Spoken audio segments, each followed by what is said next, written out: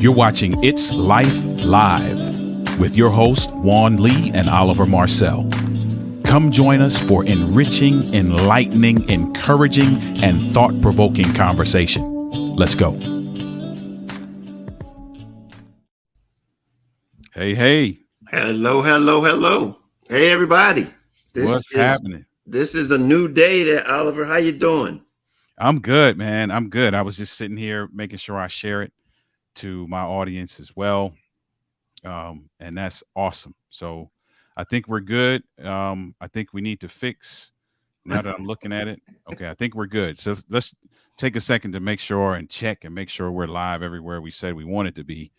Because sometimes LinkedIn does some little crazy stuff. So let me see if I can see you live on LinkedIn. But go ahead. Let's get busy. Well, hey, it's a new day for us. We are bringing it's life live, and so let me just thank everybody for being here. If you haven't shown up yet, we're gonna wait. We're gonna be here every Wednesday at 7. So you're gonna know where we are. But it's just introduce ourselves. It's my name is Juan Lee. I'm the founder of Clear Journey, and I'm an author, and I'm a speaker. And this is what we are expanding our normal podcast, because we record our normal podcasts, and then we bring them and we release them on every 2 weeks. But this is going to be our opportunity to speak in current events and actually apply some of the things that we talk about at Clear Journey. Clear Journey is it's a nonprofit organization that supports individuals and families that are struggling with this thing called life, and we give them education. And in addition to that, we give resources so that they can navigate life successfully. They can be their very best. So what we're going to do is, in this place, we're going to see if we can put some practicality to it, and use those tools that we supply over there in our everyday life. So, Oliver, introduce yourself. Hey, I'm Oliver Marcel. I'm an author, speaker, and coach in the relationship building and men's enrichment spaces. It is just my goal in life to provide someone with some level of clarity on the front end before they do something that may throw off the trajectory of their lives. And that's me, man. I love to see relationships thrive. I wrote a book for men entitled Overcoming the Man Laws. And so I am your guy when it comes to building your dream relationship, both personally and professionally. That's me. And Oliver also is a part of Clear Journey. Also, let's be clear, Indeed. he's a strategic partner that we support. We support him as he supports us, and so we're going to have a great time and just encouraging our audience, those that are interested in wanting to grow and be more productive and being very productive in their lives, and being able to live a more fulfilled life. That's what this thing is all about. That's where we named it It's Life, and now we're going to go with It's Life Live, so we can be more receptive and engaging with the audience. I love it. You got anything you want to hear? Let me say this before we jump into it. If you are watching this live, or if you're watching the replay, make sure that you share this. I'm looking around. You see me looking. I got a couple screens here because I'm trying to do what I'm asking you to do, is to make sure that I'm sharing it with my audience as well. So make sure you share this so we can get more people engaged in the conversation. Well, and that's great. That's hey, I'm excited. We're going to be doing, like I said, we're going to be doing this every Wednesday night at 7 o'clock. And we're just going to hopefully build a community that's about getting and being more productive in life. Today, we're just going to start off with just, hey, understanding. We talked about this, and what it's basically going to be about is about having the winning attitude in life. It's how do we determine and find out the right attitude that we need to be able to navigate life successfully? And I mean, hey, the first thing I guess we want to know is, what is an attitude? We talk, attitude. What is it? Attitudes are, there are many, they can be negative or they can be positive, but they basically, what they do is that they allow us to position ourselves as it relates to how we see situations and circumstances in our lives. And with that, we can determine what our outcome can be if we have the proper attitude that we can position ourselves to be able to know where we are and where we're headed, how we're going to get there. Mm-hmm. What does a winning attitude look like? And this is something that I think is going to be pivotal in being able to get that winning attitude. And this is going to be something I know we're going to have to talk about, because here it is. A winning attitude allows everybody to win. Mm-hmm. What we all have in common. So it's a little bit more than, hey, how does everybody win? And everybody, because we have to have something in common. We run into situations typically where we have obstacles and things that oppose us, but we very rarely try to look at the object or the obstacle from another perspective, not only our own. And when we're able to do that, we make the ability to be able to resolve any conflict or controversy or problem that we're dealing with, because we now have a goal that both parties or everybody is trying to identify or trying to resolve together. And that's a very important part in what we're trying to do, is if we can do it together collectively. But it takes the right attitude to be able to do that, though. And that's the thing that we're going to talk about as it relates to how we get that type of an attitude that's a win-win, basically, for everybody concerned. Now, the easiest thing for me to start with as it relates to trying to find that thing that's in common, and this is something that goes back to my book that I wrote called Love Made Simple, The Guide to Inner Peace, Contentment, and Success. It's about the ability to find that thing that we all have in common. And that thing that we all have in common is humanity. All of us, we are in this thing together. And if we could start there and then start to back out to find out, based on the situation, what is it that we have in common? Because you're amazing. If we start with something that we can have in common, it allows us to build on as we try to resolve the issue, if that being the core thing that we're trying to get. Now, I'm going to give you an example of what I mean by this. I've been married for 26 years, and to be able to have something in common, especially when it comes to any type of challenge, if you got differences of opinion or something.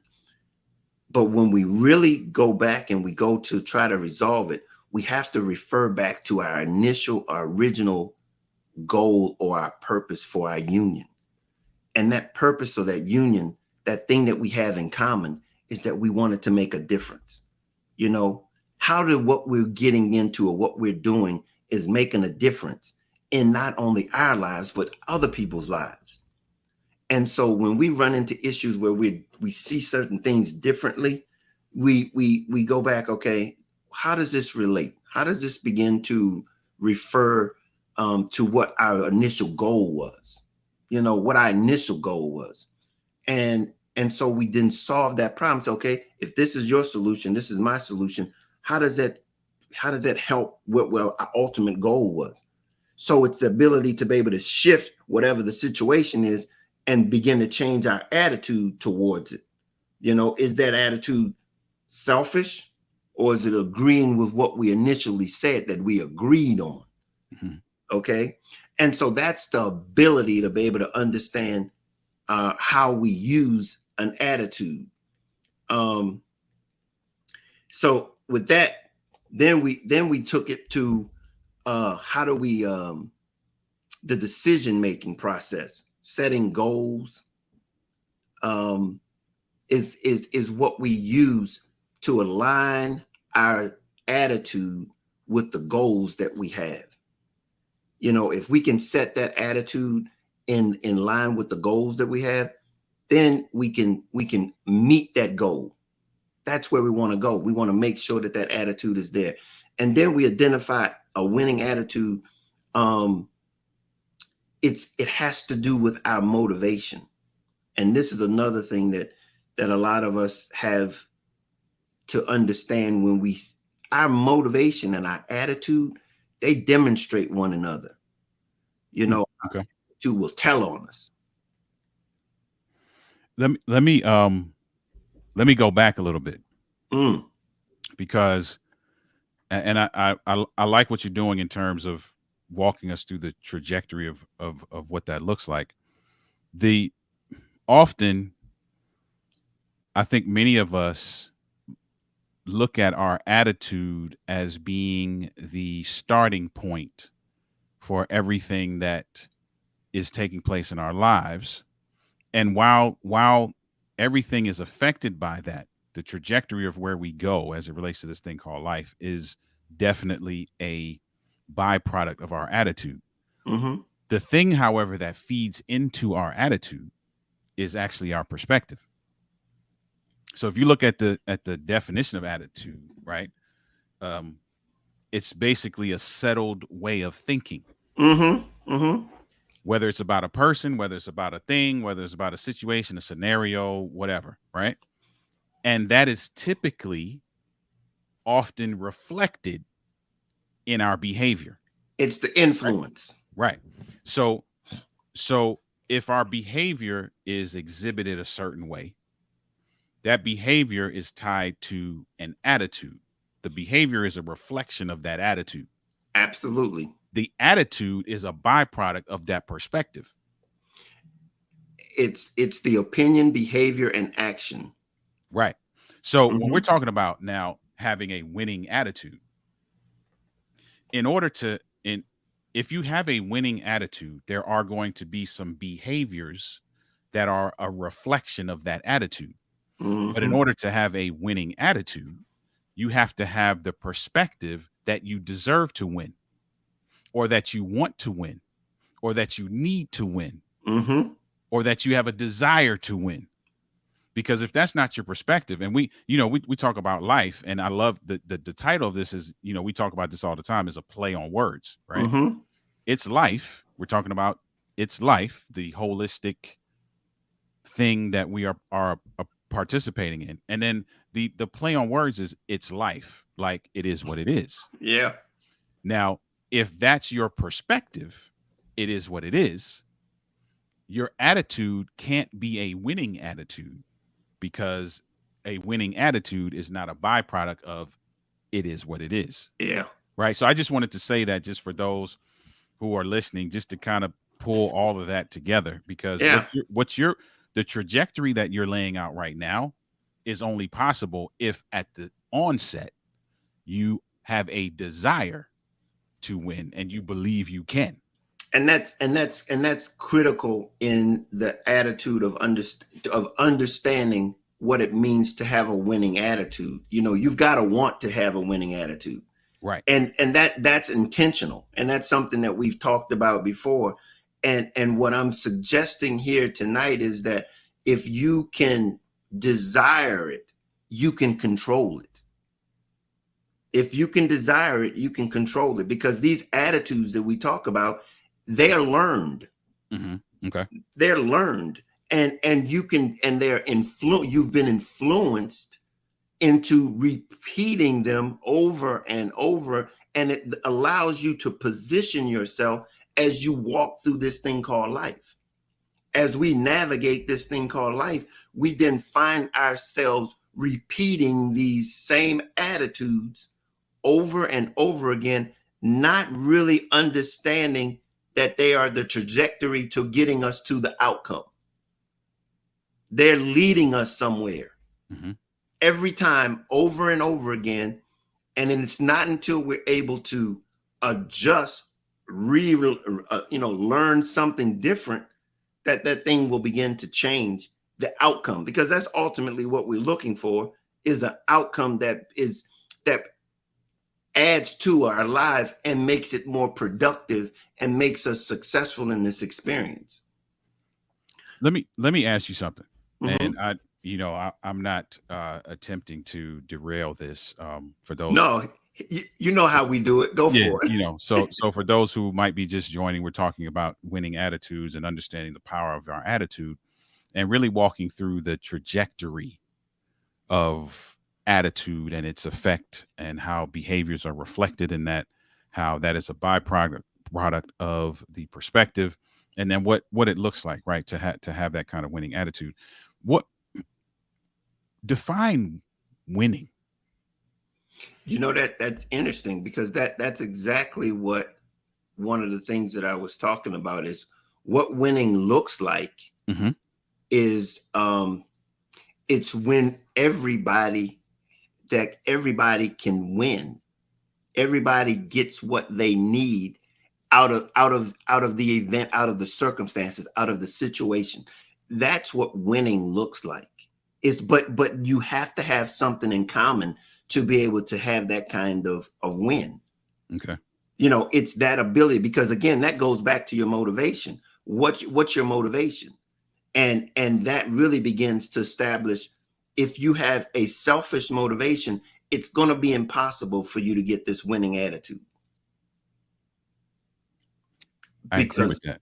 because a winning attitude has to be selfless. Because and here's the interesting part about it. A self What's the difference between a selfish attitude and a selfless attitude? It really indicates the ability to be able to connect to one another. Hmm. And it's in that connection that opportunities come your way. Yeah, and one quite honestly is one is internally motivated, if you will. Hmm. One is externally motivated. Uh, Go ahead. no, I was just gonna say that, one and essentially, not to overcomplicate it. Like, if I'm selfish, the focus is on me. Now, are Hmm. there times where that is necessary? Absolutely. Hmm. But if it comes at the expense of my contribution to humanity, then I'm probably going down a path that's not conducive to my success. Well, and the thing about it is that to be able to recognize when it's necessary to be motivated to to improve yourself for the purpose of being able to give yourself, Hmm. to be able to be a resource, or a resource to someone else. Every one of us has to develop, and we have to develop ourselves in our own way. Hmm. We've got to be, and that never stops. We've got to continue to develop ourselves so that we have more to offer every day in this journey. And so it's through that growth and development that we have something to offer. So, but the whole point is that as it relates to this attitude has a purpose for something bigger than ourselves. And Hmm. that is that we can begin to connect to one another through them. And it's that opportunity that then we begin to see things that we would have otherwise not been able to see, because of the connection. Okay. And that's probably the biggest advantage that we can have in this experience called life, is because I don't know what I don't know, but if I connect to you and you have what I need, then that means that my attitude has not been about selfishness. It's about protecting me. It's about, what do I have that I can give you, so that we can have a relationship and we can build together. So would you say that a winning attitude is the uh, conglomerate, if you will, of several other positive attitudes? Yes, I mean, because that's where you connect. Okay. You know, if it's kind of difficult for you to connect to a if you're a positive, you let's use positive negative. If now that they're gonna resist one another, Mm-hmm. and so that's not going to be something that's going to be conducive to your growth and development. Um, but at the same time, it fits. They fit somewhere else. That person fits somewhere else. Right. So it's not like it's their bad person or you're a bad person. It's just not for you. Mm-hmm. But there are plenty of us out here that are we need connection. It's important. It's essential that we are connected. And so, go ahead.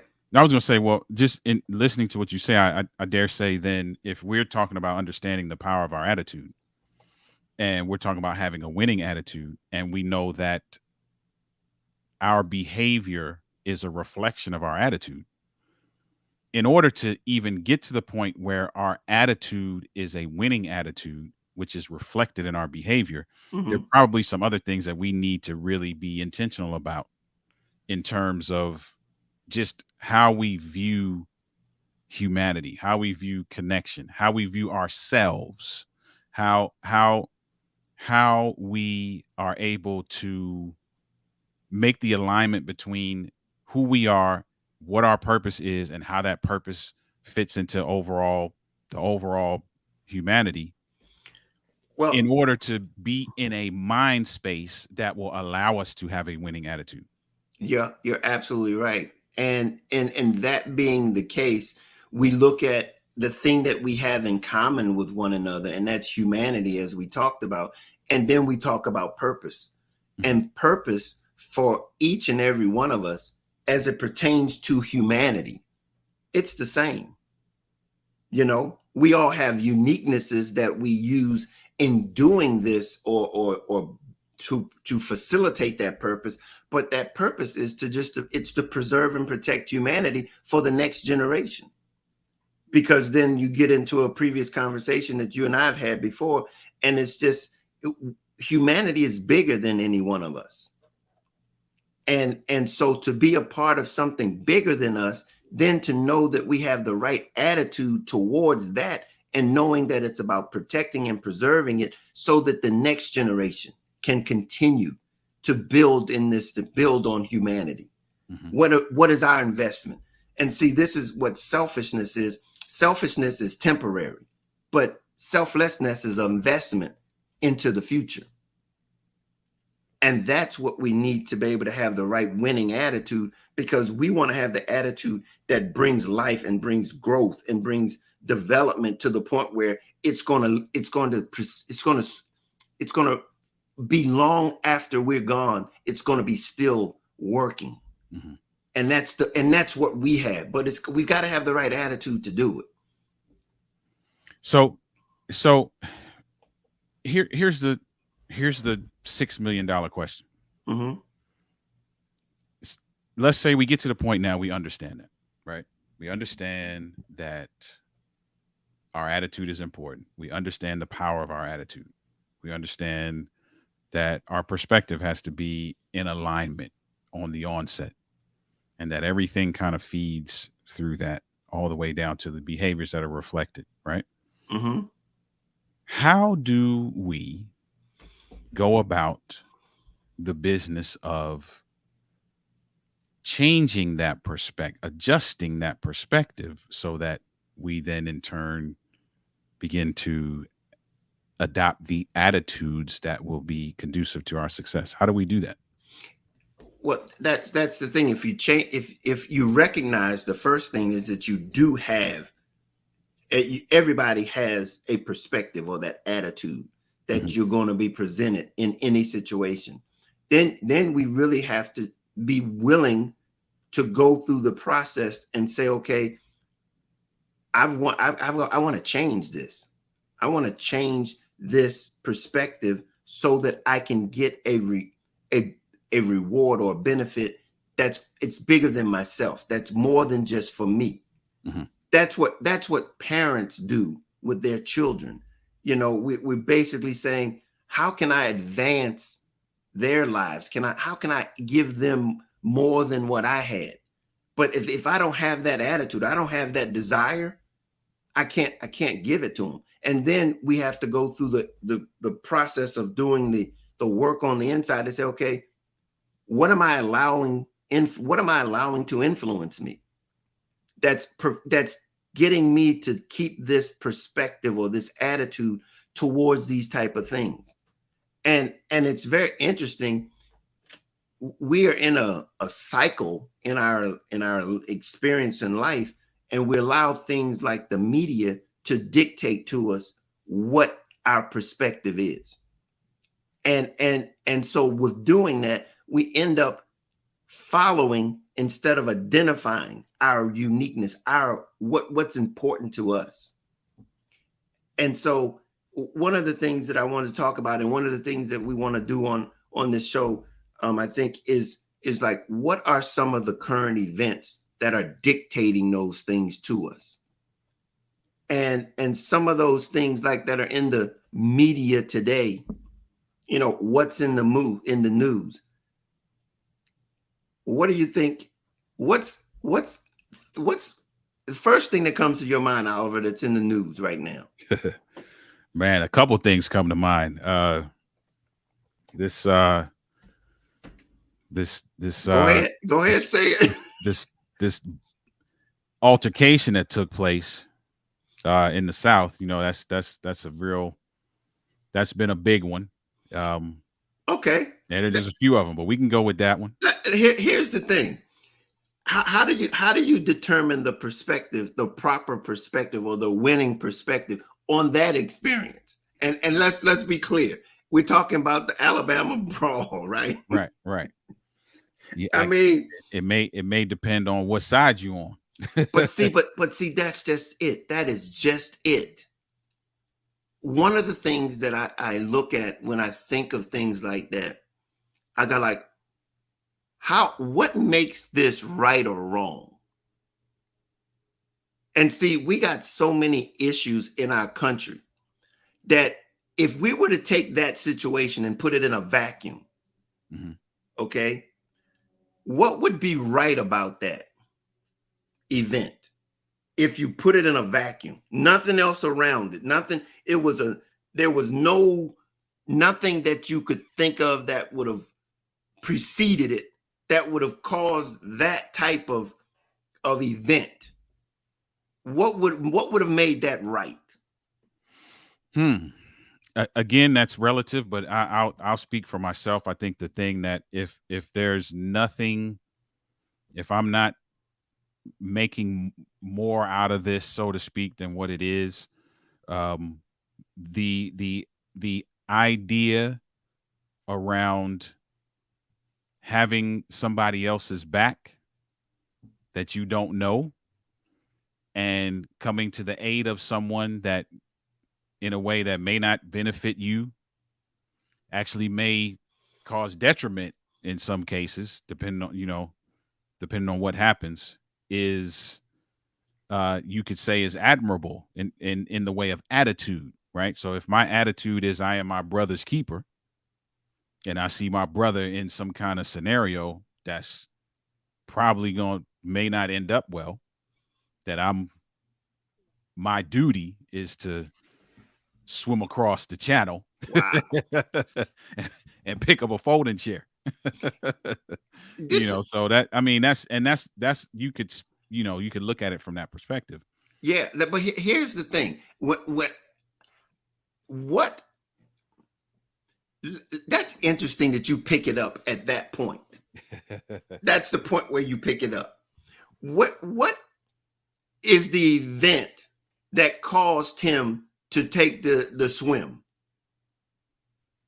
So, and I don't know what you're alluding to, but this I'm backing us out. I'm backing us out. So the way I understand it is that there's this this ferry or boat thing that's trying to dock. Mm-hmm. There's another boat in the way that's not supposed to be there. Mm-hmm.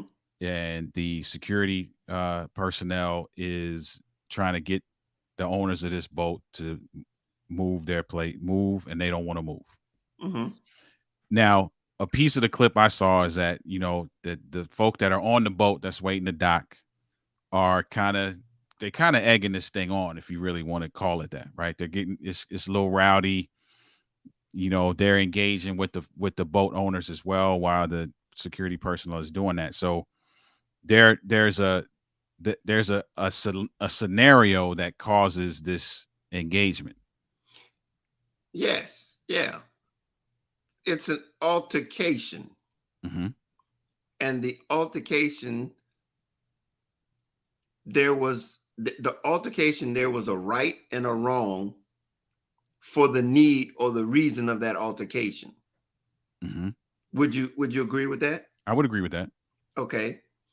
So if we take that out, if we take everything else out to play, where's the altercation? Okay. So the altercation was there was an official that confronted a violator of the area there, and the person was not receptive to them being addressed. Mm-hmm. Okay, so there's this altercation that's coming, that's being presented, Mm-hmm. where there is a person that's out of order, Right. and someone who's trying to maintain order. So the altercation occurs because of that. Mm-hmm.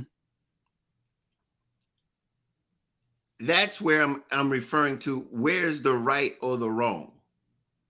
That everything that follows that, where's the right in everything that follows that?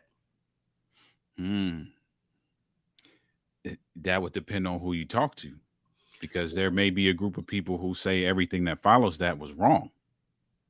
Well, And there are a group of people, obviously, based on what has happened in social media, that definitely think it was right. well, but here's the point. On both sides, I can basically say, both of them would say that it was right. Can you see that both said that it was right? Because from one perspective, they were right for saying, now I'm not saying that they were right in having that opinion, Mm-hmm. but I'm saying the reason why they did it is that they thought they were right in being able to do what they did. Mm-hmm.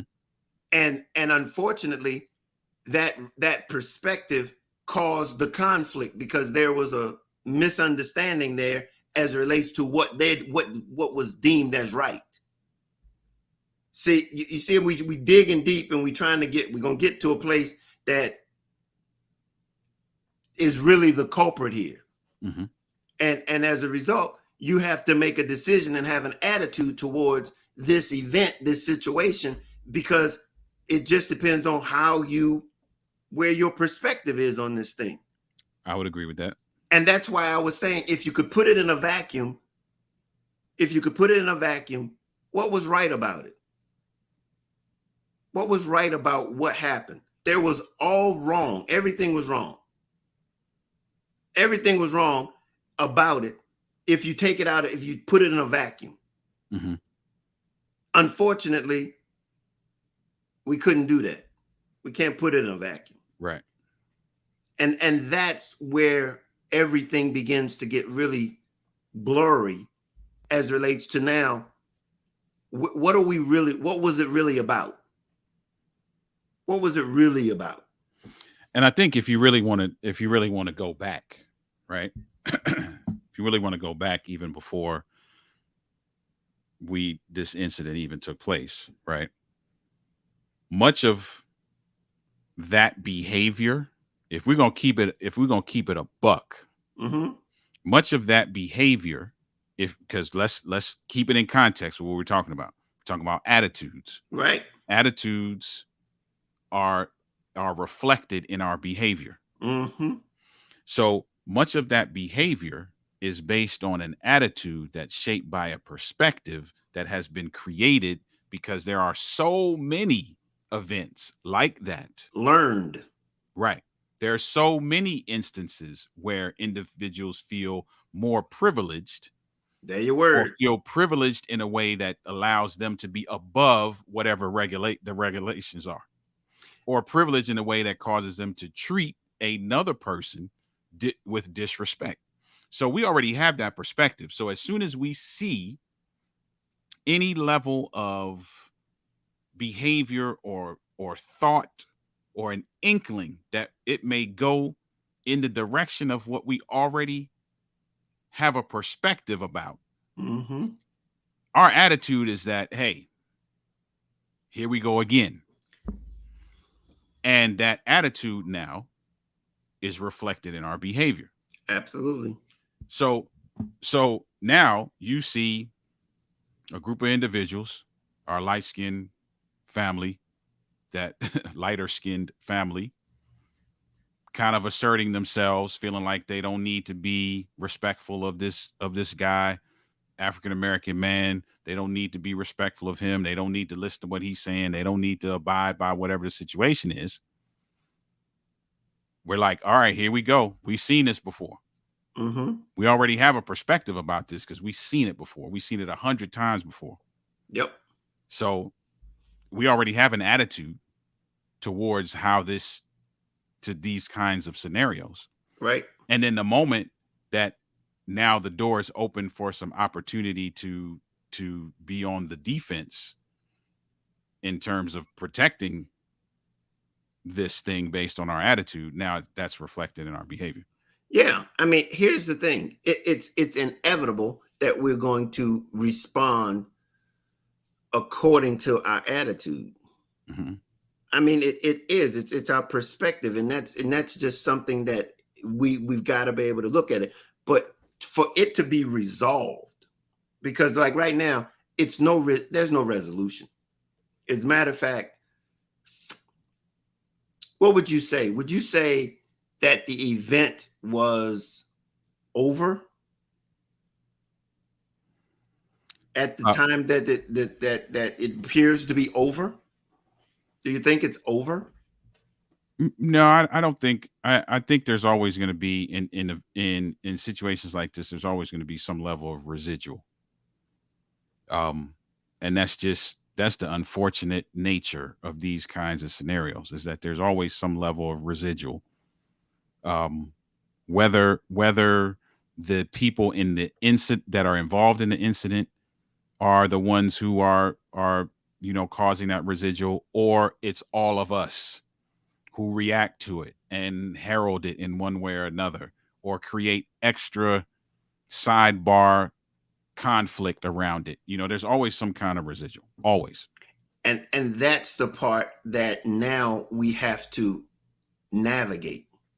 Mm-hmm.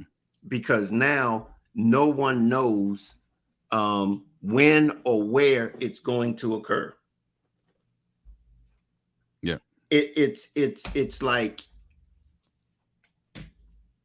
when you're threatened and made to look like you've lost, the opportunity that you're going to be seeking to get back. That event, if you look at social media, it took on a life of its own. It did.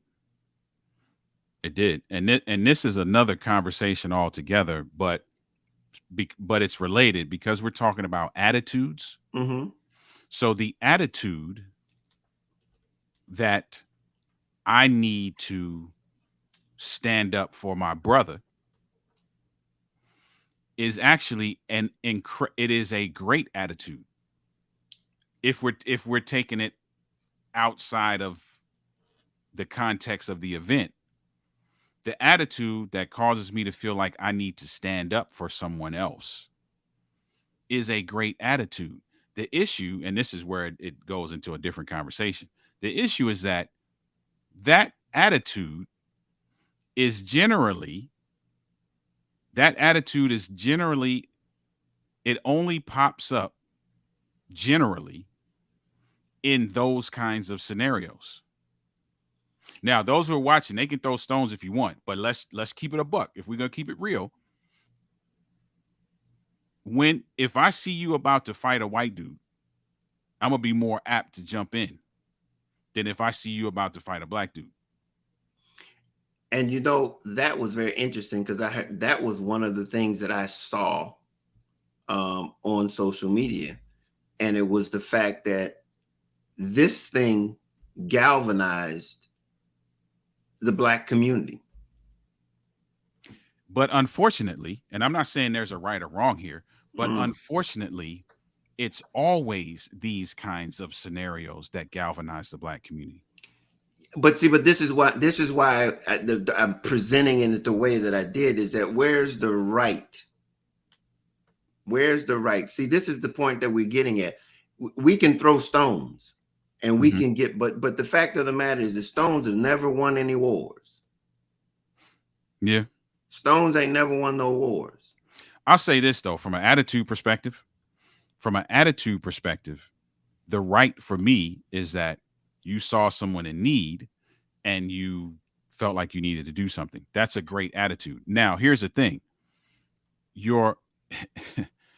That the attitude probably should be tweaked in one way or another, because if our behavior is a reflection of our attitude, there's something within that attitude that is like, hey, I'm a step in when I feel like this is going to be beneficial in one way. Here's the challenge there. When we just look at, we just visualize things, and we look at things just from face value. Is it worth jumping into if the person was wrong? Because guess what? On the other side, there were plenty of people jumping in on the other side and it was dead wrong. But they were jumping in just because. They were jumping in because they had that identity just as the others had on the other side. Yeah. And so yeah. Nobody wants to stop and go, okay, what was right about this thing? You know, just because. Now, granted, we're not talking about the legalities of it in the sense that, yeah, the dude was wrong. He shouldn't have done it. But there's always this thing is we don't look for the resolution. We look for face value. We look at face value. And that's what I'm saying. It's what's in the best interest of the situation, of the bigger whole, the whole good. And this is true. The thing that when I refer to, and I can't help but bring up my book, because Love Made Simple is about collective. How do we navigate this thing called life when we cannot understand that it's going to take sacrifice? It's going to take sacrifice. And an attitude, sacrifice is an attitude. Sacrifice is something that you have to intentionally want to do. And in a situation like that, did that situation have to get to that point? The quick answer to that is no, it probably didn't have to get to that point. Well, when I say that point where it would be perceived as a brawl. So this may be contrary to popular opinion, right? So the real answer to that question, the real answer, and often the real answer to many questions, is not reflected in how we live our lives, because we don't feel like life, the way it is right now, is conducive to the real answer playing out. The real answer is no, it probably didn't have to get to that. But I feel like the way life is now, everyone is on edge. So if you see anything that looks like it might lead to an altercation, you're automatically on the defense. Being on the defense opens the door for these kinds of scenarios to bubble. And so now for those who might say, okay, yeah, this could be handled another way, there's just as many individuals, if not more, that are like, no, this can never be handled another way, because the way that the scenario presents itself is not going to change. So until the way the scenario presents itself changes, the attitude towards that cannot change. And hence, if the attitude does not change, the behaviors that are reflected are always going to be the same. Exactly. And this is what I'm saying, though. But the way in which we determine, and I use the word sacrifice. Here's the point. Mm-hmm. Sacrifice has to be the cause. The biggest thing that we're going to have to use is to be willing to understand the greater good.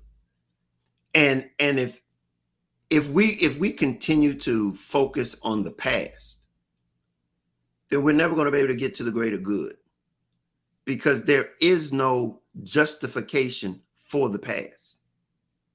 There's no justification for it. There's no rationalizing it. There's no way that we can make it okay. Okay. We've got to be able to get the attitude of saying, what's in the best interest of the future? So let me play devil's advocate for a second. Go ahead. Based on what you just said, right? The question I have for you now is, how do you sell that to the general public? Because you're going to have a group of people who are like, hey, yeah, I can do that, but I can turn, let's liken that to turning the other cheek. I can turn the other cheek and have that kind of attitude. But what happens when I turn the other cheek and the other person is still in boxing mode? No. Now I'm just playing myself, because I'm going to get hit on the other side of my face. No. See, this is the whole point. I'm saying there was a point that could have been well restrained, okay, without it getting to the point of being a brawl. Okay. I'm not. I mean, you had a lot of animosity built up.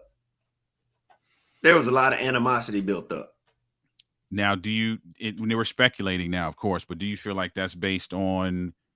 Could that be based on maybe his previous experience with individuals at that location? Oh, I'm not. I can't.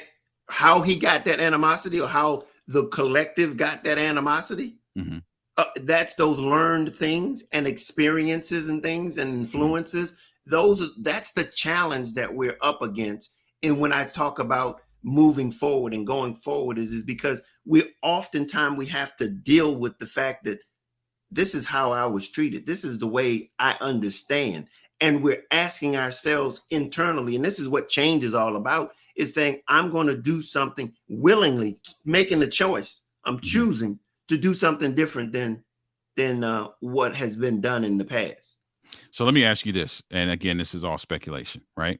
Mm-hmm. Based on your comment that this could have gone differently, what could have caused it to go differently?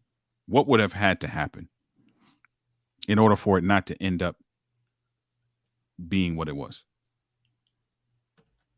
There's a lot that collectively had to happen for it not to get to the way it got to. Now, here's the thing about it is, there's been said that there's a lot of people that if the shoe had been on the other foot, the person there would have been some death. People would have died. Okay. If it had been differently, people would have died. Mm-hmm. And here's the thing about it. That's the point that you've got to be able to rationalize the fact that you're not going to fix this by trying to beat someone at their own game. You know, we've got to find a way to rise above the circumstances, and that's just the way it's got to be. So here's the thing. I don't disagree with you. Let's be clear about that. Mm-hmm. My question is, how is that conveyed in a way that allows people to feel safe enough to make that adjustment? So, Here's or let that me rephrase that. How do you convey that allows people to make the adjustment without fear that the adjustment will be one sided? you can't. There's absolutely no way that you can do it, and that's the element that we're talking about as it relates to being able to overcome that fear of it not being reciprocated. Hmm. Because the fact is that um, what you want to do is you want to prevent those things from happening. You're not going to be able to control them once they're in existence. Once they occur, it's too hostile, it's too volatile. So what we've got to do is we've got to work to prevent them. And there's a lot in this country that we've got to do to change the appearance and the perception as relates to what's real and what's legal and what's illegal. Hmm. Because to be honest with you, we're a nation confused. We're a confused nation. And we say we want one thing, but we don't legislate what we want. People legislate what they're comfortable with. Hmm. And so as these types of attitudes, they've got to be built up to the point where people don't want to do the things. Because here's the point. I'm of the mindset that it didn't necessarily have to start off as a racial issue, Okay. but that just made it that much more volatile. It made it that much more volatile because if it had not been, you want to know the example that comes to mind was when those police officers killed that guy. And I don't know where he was, but they were all black police officers that killed a black guy. Hmm. And the first thing that you wanted to do to say was it was racial, but it wasn't.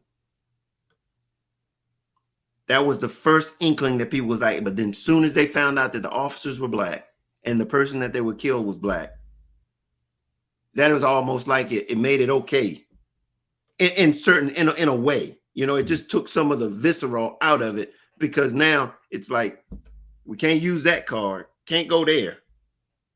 We can't say it was racially motivated. Now it's the police thing. Hmm. And so we've got to be able to somehow or another change our attitudes towards one another. And we've got to change our attitudes. Now, and here's the point. Collectively, I think it has to be done. One person at a time is the only way that we're going to be able to do it. But we've got to be able to influence our brothers. We've got to be able to influence and not be afraid to take an approach that is contrary or different than it has been in the past. Yeah, that's an uphill battle in this current climate. I'm not saying it's impossible, but that is an uphill battle because now what you got to find folks who are willing to frontline this, meaning that they're going to adopt this attitude and it will be reflected in their behaviors and they will be taking a chance on it being heavily one-sided, which will put them at a disadvantage. Don't get me wrong. I'm not saying being fool. Don't be no fool. Yeah, I get you. I know I'm what not you're saying being no fool. Yeah, I know what you're saying. I'm saying that if I have a chance to knock you out versus control you, I'm gonna control you versus knock you out. I'm gonna take an approach that's gonna be benefit to not only myself but to you too. That's the part. That's the attitude adjustment that I'm saying. And now, if they get the opportunity, would they do the same? No, I don't know. And I think that's where the apprehension is, because that right there, what you just described, you are in a minority right now. Oh, And I don't doubt even that. if there are people who think that, even if there are people who think that way, because I'm not going to say there's not a bunch of people who think that way. There are probably a bunch of people who think that way, but the behavior that's displayed may not reflect that because of fear that the other person ain't thinking that way. Oh, and that's the whole point, and that's where fear has to be overcome. And I know that's a difficult thing to deal with, is to say fear of that situation is you got to overcome it. But that's the practicality of it, is that, you know, what we're talking about is changing that attitude that says that you're valuable to me, even if you don't know it. Hmm. And I'm saying that even in our community, Mm-hmm. even in our community, we got to, because see, we're struggling in our community with that. Mm-hmm.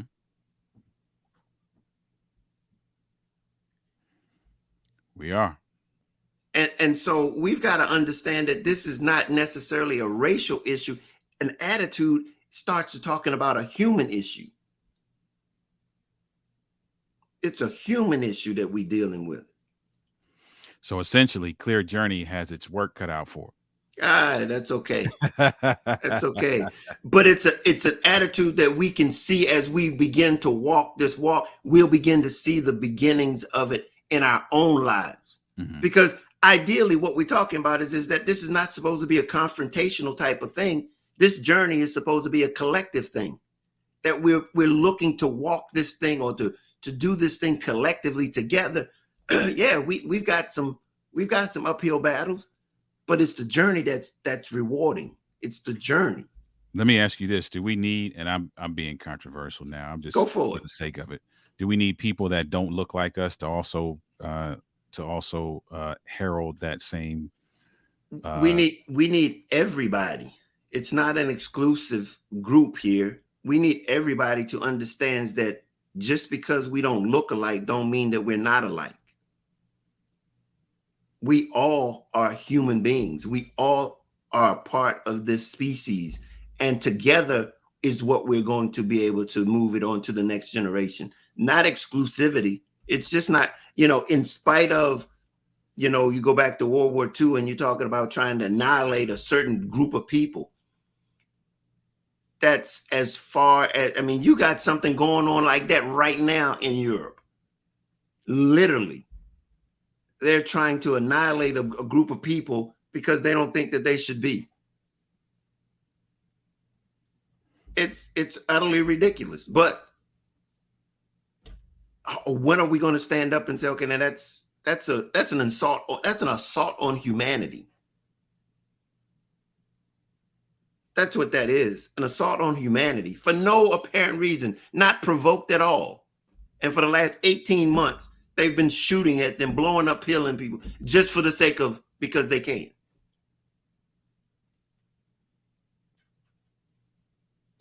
That's the world we live in.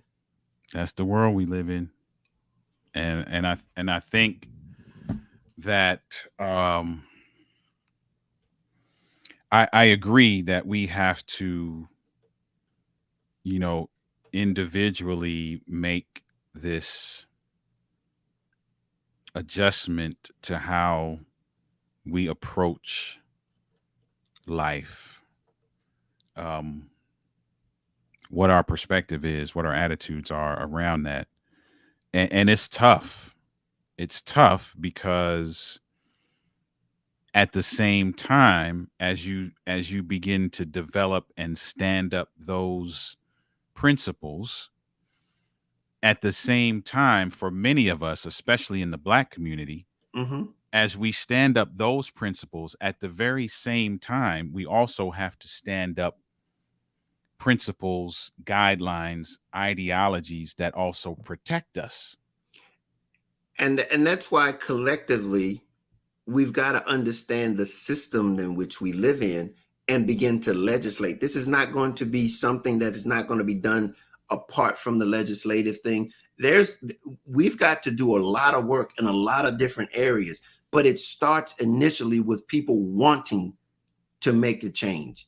You've got pockets, but it starts with an attitude. It starts with then having the attitude that our behavior demonstrates. That's a good way to bring it back. I think that's a good place to land the plane, so to speak. That's a good place Yeah, to bring it back. I mean, there's a lot of work to do. We know that. but There's a but lot of apprehension around the work that needs to be done. Um, and don't and here's the thing. It's about preventing those type of things, but having the attitude to want to prevent them instead of wanting to confront them. Because you're not gonna run from no fight. mhm. That's just it.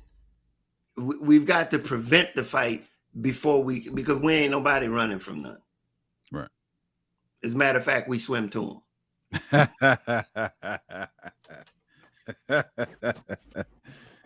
Indeed. Yeah. So look, hey, this was the inauguration.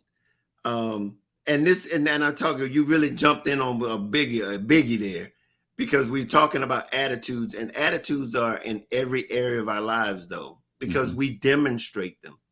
And how we demonstrate them, is it beneficial? It tells us where we are. If it's selfish or selfless, it tells on us. Mhm. But we've got to understand that if we got a bigger picture, we've got to be able to stay committed to the bigger picture when we are confronted with these obstacles in the middle.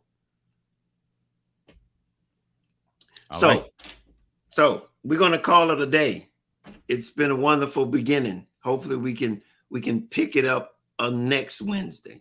Yep, that'll work. We'll be back next Wednesday. And for those of you who are podcast listeners, go check out the It's Life podcast, where we have great conversations just like this one. Yeah. On a number of topics, and you can catch us there as well. Tell them where they can reach you, Oliver, how they can catch up with you. Listen, you can email me, oliver@denali.org. Denali.org is the hub for everything. You can check out that website. If you're a social media person, Denali LLC everywhere on social media. Would love to connect with you. As I said in the beginning, very passionate about seeing relationships thrive, both personally and professionally. So if that is something that you desire, I would love to have a conversation with you. Cool. Hey, and by the way, people, we really would like for you to go over to clearjourney.org, see what we have over there. We're talking about the 8 areas of life that if we can master those 8 areas of life with the right attitudes, we can live that successful life that we desire, no matter what areas that we are in. So go over, look at the website, see if there's something there that can help you in navigating your journey in life. And we look forward. If you want to support us, there's an opportunity there to support us.